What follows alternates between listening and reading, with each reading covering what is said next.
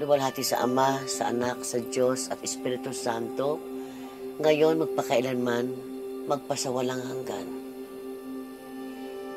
Sana po, hindi po ako mahuli ngayon.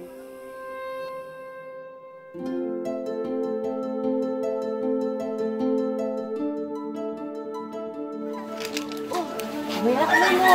Ay, ayoko ng wedding. E di subukan mo. Alam mo kasi, dapat pag tumataya ka, walang tigil. Para manalo ka. Jackpot ka na.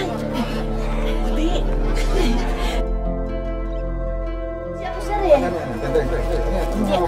Sir, ano ang abulo yan? 5-18. Yan ang numero tumama kanina.